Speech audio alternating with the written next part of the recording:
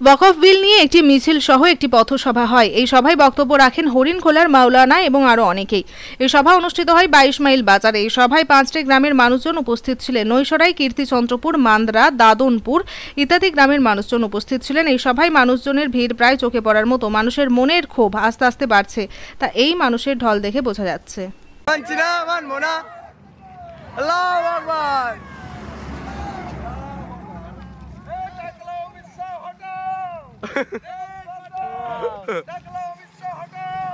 देश बचाओ,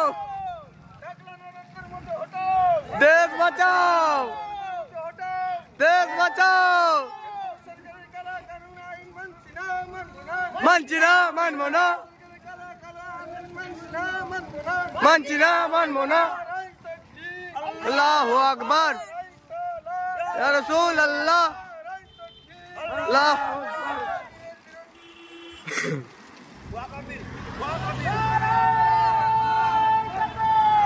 अल्लाहु अकबर,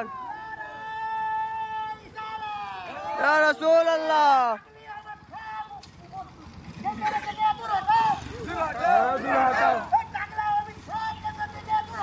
दूर हटाओ, दूर हटाओ, दूर हटाओ, दूर हटाओ। अल्लाहु अकबर, ला इलाहा या रसूल अल्लाह।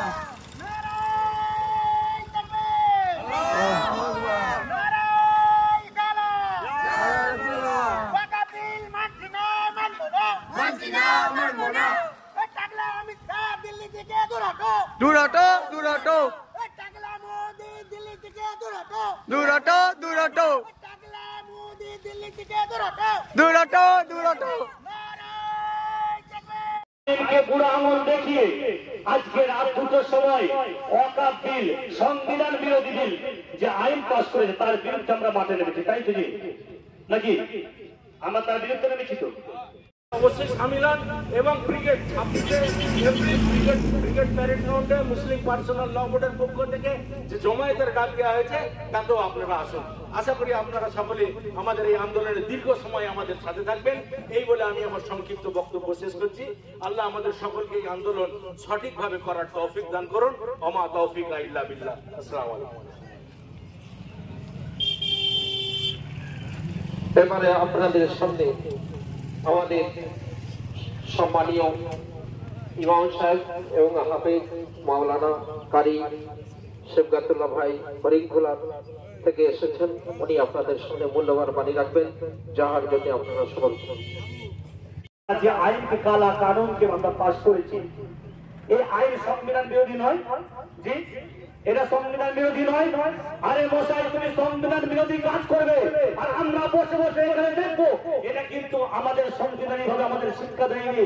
এই ভারতবর্ষে আমরা জন্মেছি, ভারতবর্ষে আমরা বেঁচে থাকবো, ভারতবর্ষে আমাদের মৃত্যু হবে, এই ভারতবর্ষে আমাদের মাটি হবে।